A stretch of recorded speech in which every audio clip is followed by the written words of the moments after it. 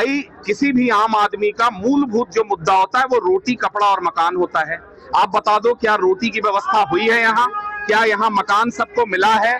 क्या स्वास्थ्य और पानी जैसे मूलभूत, सड़क जैसे मूलभूत सुविधाएं? आप 12 साल 11 साल से सत्ता में हो, आप बताओ कि आपने दिल्ली 80% दिल्ली आप जाएंगे वहां सड़कें नहीं हैं, आज की स्थिति में पीने का पानी नहीं है। ये जवाब आम आदमी पार्टी के सभी प्रत्याशियों को, यहाँ उनके संयोजक माननीय अरविंद केजरीवाल जी को, अभी वर्तमान में जो मुख्यमंत्री रही आतिशी जी को, मनोज सिसोदिया जी को, संजय सिंह जी को, हम हर एक नुक्कड़ पर ये सवाल पूछेंगे और उनको जवाब दिल्ली की जनता को देना है कि आप 24 वर्षों में कांग्रेस और आम आदमी पार्टी ने क्या किया है। और जहां जहां भी नरेंद्र मोदी जी प्रधानमंत्री जी ने उनके ऊपर विश्वास किया, हमने वो सारी सीटें जीत करके प्रधानमंत्री जी के झोली में डाला है। चाहे वो बिहार में लोकसभा का चुनाव हो, चाहे झारखंड का चुनाव हो, और अब दिल्ली विधानसभा में भी ये सीट जीत करके एक जिम्मेदार एलाई होने के नाते, गठबंधन के सहयोगी होने के नाते हम गठबंधन को ये सीट देंगे।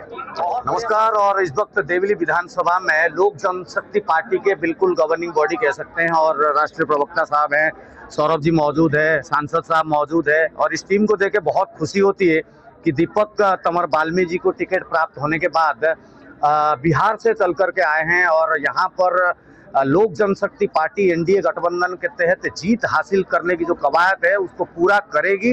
ये पार्टी साथ साथ बीजेपी को जिस तरीके से डेडिकेटेड एक सीट थी या देनी थी वो दे चुके हैं, और यहाँ पर जबरदस्त तरीके से कैंपेन, और इस कैंपेन को मद्देनजर केजरीवाल सरकार को उखाड़ फेंकने की बीजेपी ने पूरी तरीके से तैयारी कर चुकी है। और इस शक्ति को और ज्यादा हवा देने के लिए आज यहाँ पर जनशक्ति पार्टी, लोक जनशक्ति पार्टी से सभी कद्दावर नेता यहाँ पर मौजूद है। बहुत खुशी होती है।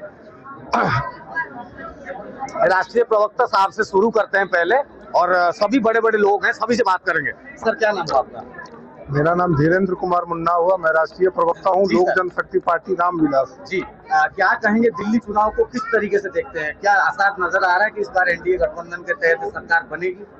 बिल्कुल, जिस तरह से पूरे देश के लोगों ने मोदी जी पर भरोसा करके उनकी सरकार को बनाया है, उन पे भरोसा करके देश को 2047 में विकसित देश बनाना है, उसी तरह से दिल्ली प्रदेश को भी विश्व स्तरीय राजधानी बनाने के लिए दिल्ली के लोगों ने भी इस बार कमर कस के रखा है।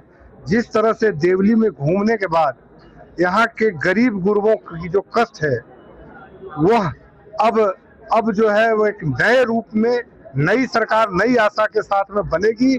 आदरणीय चिराग पासवान जी के नेतृत्व में देवली विधानसभा का कायाकल्प होगा, और जिस तरह से खुद को आदरणीय चिराग पासवान जी ने मोदी जी का हनुमान माना है, लोग भी मानते हैं, तो मैं कहता हूं कि अगर मोदी जी को कोई सच्ची श्रद्धा करता है तो हनुमान की भी वो सच्ची श्रद्धा करता है। चिराग जी का तो नाम पड़ गया कि भाई मोदी जी के हनुमान जी हैं चिराग जी, और चिराग जी के नेतृत्व में लोक जनशक्ति पार्टी जो है काफी फल फूल रही है। बड़ा मजा आ रहा है काम कर, युवा हैं और उनके नेतृत्व में पूरी दिल्ली का, बिहार में काफी पॉपुलैरिटी है।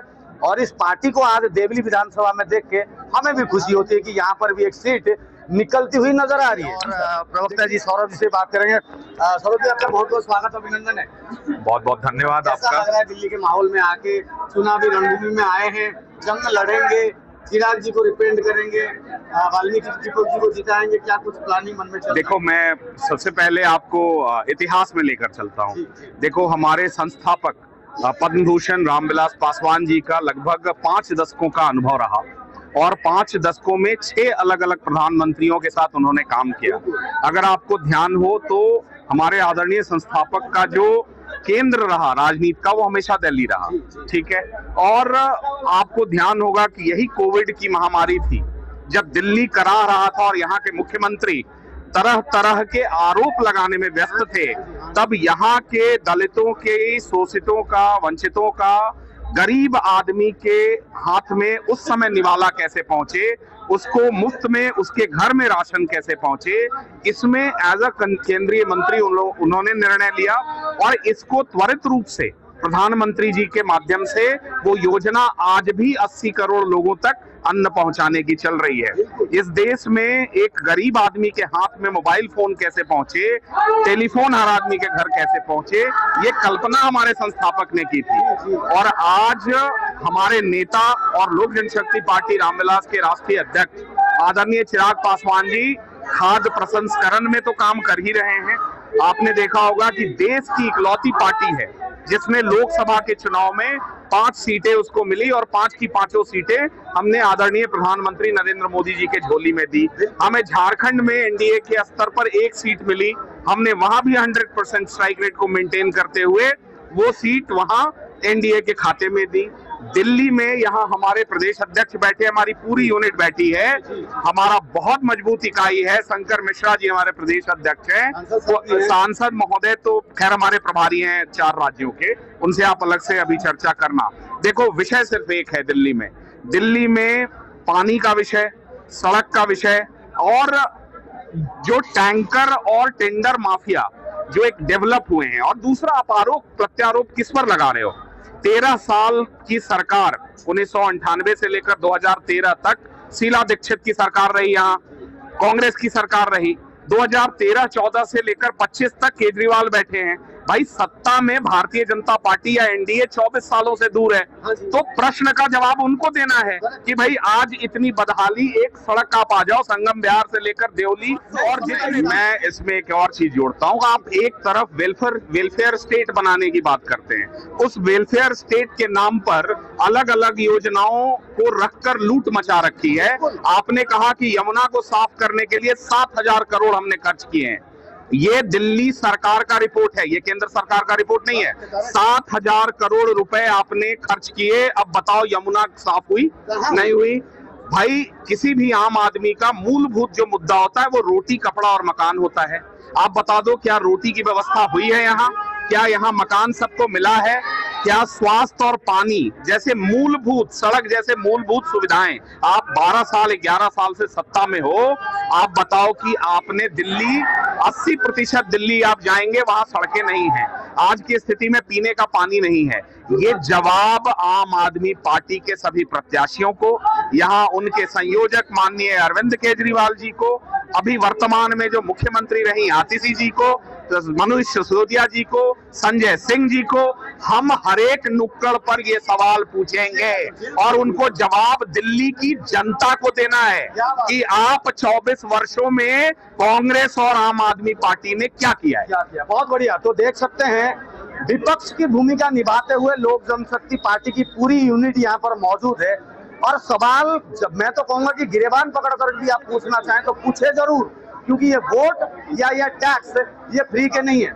सांसद जी यहाँ पर मौजूद है, सांसद जी के मन मुताबिक में क्या कुछ है, क्या आजादी के 75 साल के बाद दिल्ली भारत की राजधानी होने के नाते सांसद जी ये क्या दुर्भाग्य है या लोगों को बेवकूफ बनाया जा रहा है या इनका अधिकार नहीं है, क्या चीज है?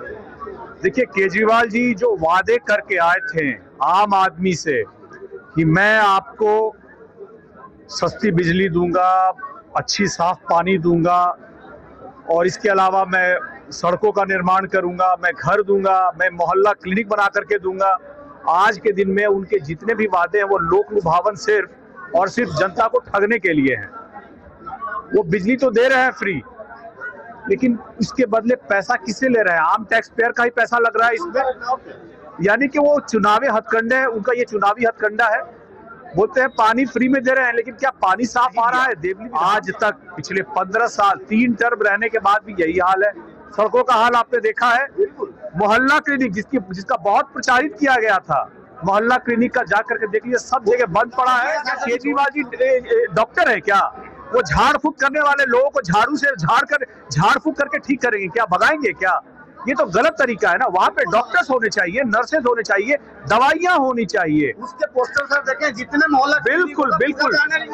तो इन सारे मुद्दों पर फेल होने के बाद चुनाव की तैयारी के लिए उन्होंने पहले ही उसके बाद शराब का घोटाला किया, एक पर एक फ्री देने का काम करने के बाद क्या घूस की हुई, क्या भ्रष्टाचार, अपने रहने के लिए क्या घर बनाया, इन सभी चीजों को जनता भी जानती है और जनता को बताने के लिए भी हम आए हैं कि आपको अपने लिए भी सोचना है। आपने अब तक 3 टर्म आम आदमी पार्टी के लिए सोच लिया, कैरेक्टर को समझ बिल्कुल।